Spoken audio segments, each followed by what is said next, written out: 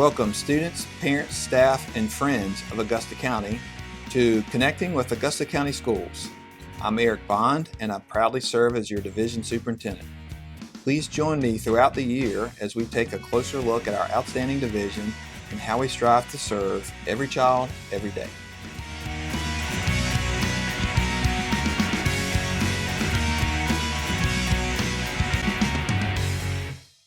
Good afternoon, everybody. Welcome back to another episode of Connecting with Augusta County Schools. We're glad to be back, glad to have our show back. We did take a little bit of a break over the holidays, and now that we've started second semester, we're ready to go with some more podcasts. So welcome, and we're going to be talking today with our Deputy Superintendent, Dr. Douglas Shifflett. He and I are going to be discussing and kind of giving our folks, our listeners, some updates on where we currently are with our vaccination program with all of our employees. With that being said, Dr. Shifflett, welcome to another edition of Connecting with Augusta County Schools. Thank you, sir.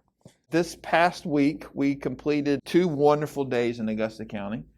We worked very closely with the Virginia Department of Health and with our school nurses, and we were able to vaccinate all of our employees who wanted a vaccination on Thursday and Friday of last week. And so it was a huge success. I know I mentioned the Virginia Department of Health and our school nurses, but you and some other staff members were a big part of that and getting that organized. So we certainly thank you guys for that. But why don't you tell our listeners a little bit about how it came to Thursday and Friday and how those 2 events ran for us? Yes, so thank you. First, even though we did this last Thursday and Friday, the process started about 4 weeks ago. So when we heard that the 1B people, which are teachers, would be included with the shots, we started having discussions of how we could divide up our staff and provide a setting for them to have their vaccinations. We sat down at the table with a representative from the Department of Health, Dr. Bond and Carol Cash, our lead nurse, and started finding out different ways that we could do this. And they suggested with the people that they had, we would be able to do this in 2 days. So for us, we started looking at dividing our staff who wanted those vaccinations into 2 different days and trying to even them out as much as possible. The good part is we already had information on a survey that was sent out of those people wishing to have the vaccination. So we took that information, put it in a spreadsheet, and started dividing it out a couple different ways. We started with age and maybe some medical history and different things that maybe would put them at the top of the list. But when Department of Health said we can get everybody in, we had to go ahead and just switch to let's divide in half. So we took the numbers and we divided almost in half, where we took all those schools west of Interstate 81 and Castle Elementary and sent them to one location, which was Beverly Manor Middle School. The rest of the schools went to Wilson Memorial High School on Friday and had the exact same setup. So we had approximately 16 different stations where people could come in and get their shots. Most of them had appointments, but if they were not able to log in and get an appointment, we did allow them to have walk-ins at 9 and 10, as long as they were our staff.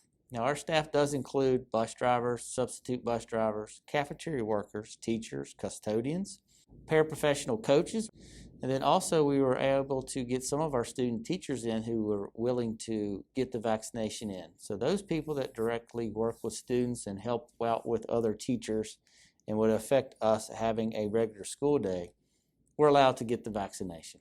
So backing up a little bit, we wound up doing 2 days. We did our west side schools on Thursday. We did our east side schools, if you will, on Friday. And that turned out to be the methodology that was most effective for our division.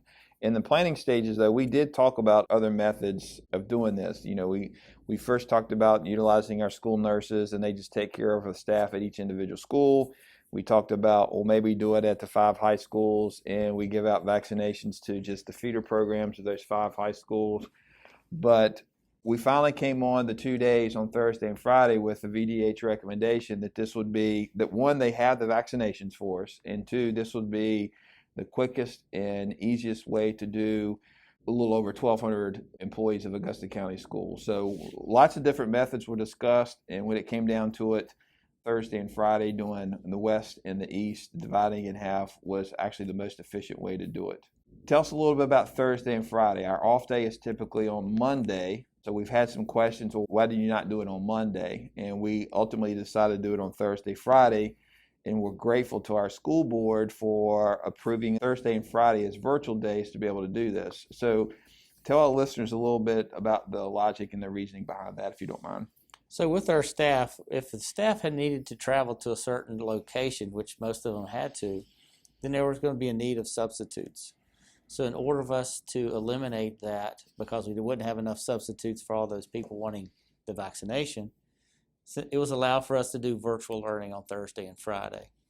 The second thing is, there is a little bit of soreness with your arm when you get your shot. Now, like I got my shot and I was sore for about 24 hours. We wanted to make sure that if a teacher was going to get the vaccination and they were a little sore, maybe they had slight symptoms, that they would be able to telework or virtually work from home, and we wouldn't have to, again, get substitutes. So that Thursday and Friday gave us extra days in the weekends to allow our staff to be able to take the vaccination and be able to ready to come back to work the following week. The good thing about having it in 2 days is when you get your second shot, so the shot that we got is the Moderna shot. Your second shot will be 4 weeks following this, and most people have already signed up for that particular time. So it's not strung out over a week or 2 weeks. Again, we can get everybody done on February 25th and 26th who choose to get that second vaccination. So again, having that Thursday and Friday and then the weekend to recover, if you will, there is a small percentage, but there is a percentage nonetheless of folks that may have some small effects of the shot, either a sore arm on the first round or even on the second round, they may feel a little more of the effects of the second shot. So having that weekend to recover, if you will, and not adversely affect our instruction and having a bunch of absences with teachers was actually strategically planned to be that way. And we've found in talking with the Department of Health that the people that have been actually exposed to COVID and were tested and had COVID, that sometimes on the first shot they have a few flu-like symptoms. So that helped us eliminate that possibility as well. So if you've had COVID and you get your vaccination, you could have some slight symptoms, nothing major, but it could maybe take them out of working for a day, and we wanted to help eliminate, again, having them out and getting subs in. So I want to take a look at the numbers. I get the question a lot, well, how many of your staff received the shot? What was your percentage and so forth? So I think when we sent the original survey out to get an interest, I think we had about 83% of our employees filled out the survey that they were interested in the vaccination. That's correct, yes. As it turns out, on that Thursday, we had about 620 individuals that actually went through the line and got their vaccination. On that Friday, it was about 605. And then we had some follow-up with about 10 individuals after that. So in total, about 1,235 of our employees got the shot on the first go-around. We know we have some that wanted it and just simply couldn't do it. And some of the reasons for that were... Well, if you have gotten a shot within the last 14 days, you're not supposed to get any other shot. So some people actually had a flu shot or a shingle shot, and they had signed up to get their vaccination. And when we discovered that, then the consultant from the Department of Health said, I'm sorry, you can't, but we'll put you on a makeup day. We also had a few of our staff members that were being isolated because they had their own symptoms. If you're symptomatic, you're not supposed to get the vaccination. Or if you happen to be a close contact and you have to quarantine for your 14 days, then you're quarantined and you shouldn't be outside. So those people were under quarantine. We do have all those names.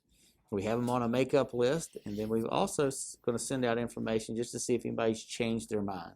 We did actually have a few people change their mind on Thursday and Friday that were a no and decided to say that they wanted the vaccination. We were able to contact them and bring them in on those days, so they were able to get their shot when they changed their mind.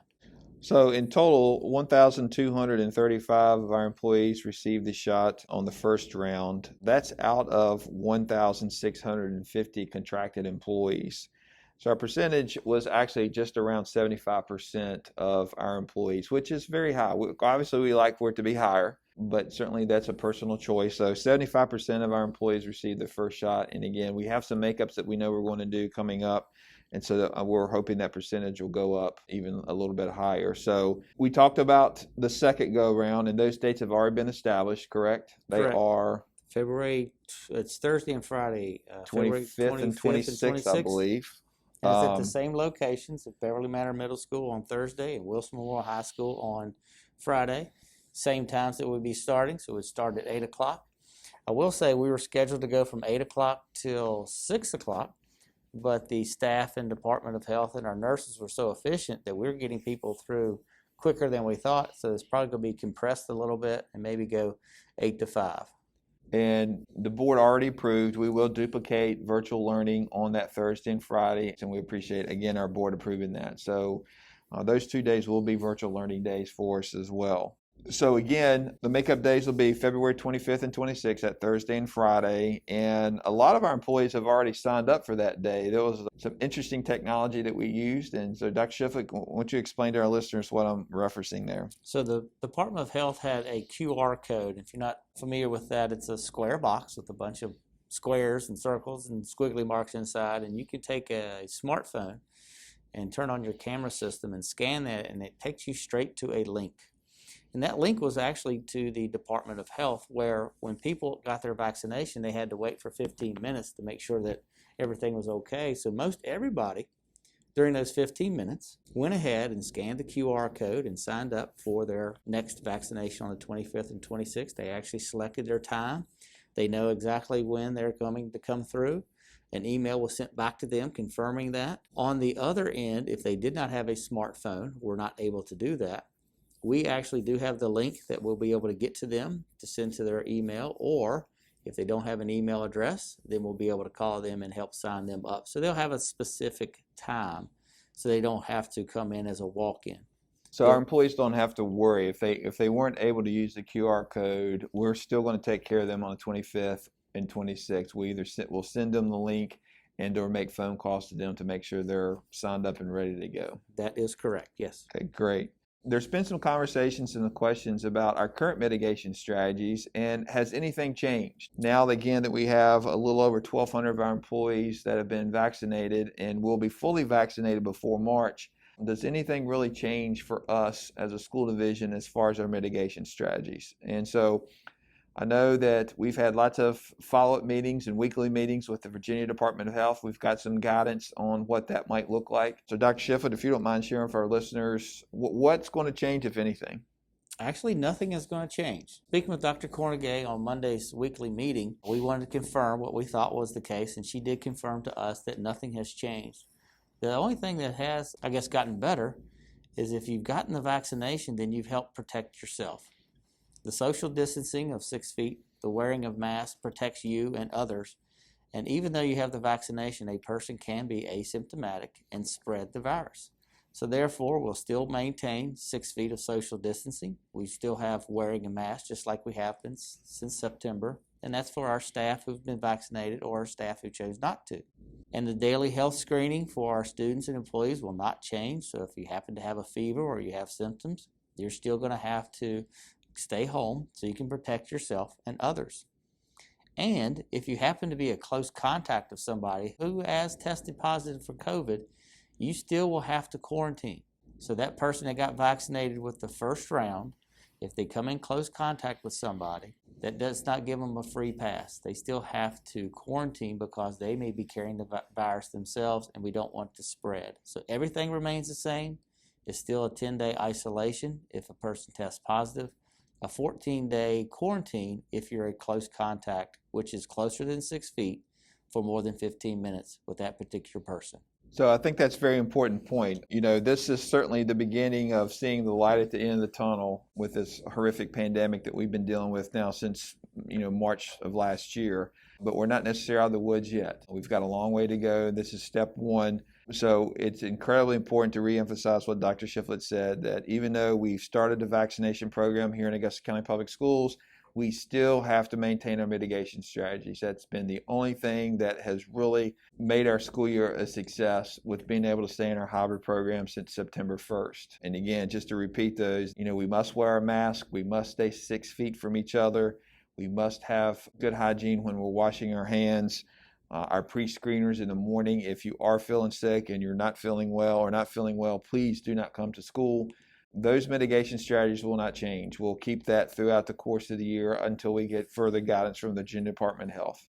Well, thank you, Dr. Shifflett. I appreciate all your efforts in making this vaccination program a huge success. Again, without you and the rest of the staff organizing this, our principals helping us organize this, and really especially thank the Virginia Department of Health. They've been great to work with here locally with us to get this done. They realized how important this was, not only to our schools, but to our community. So hats off to them. They've been a great partner in this.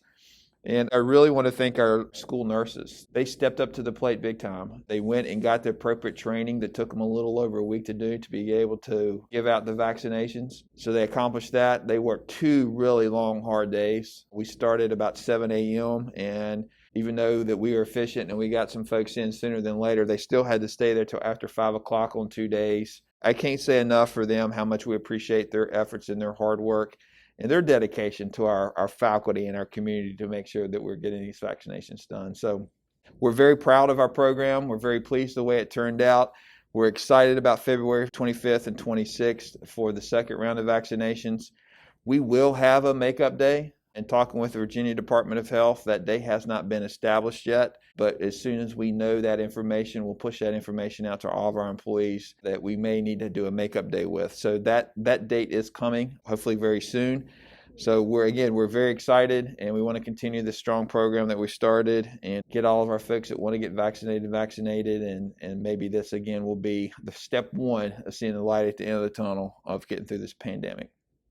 Thank you, listeners, for listening to another edition of Connecting with Augusta County Schools. We appreciate your time. I wish you a wonderful, happy, and safe afternoon. Thank you.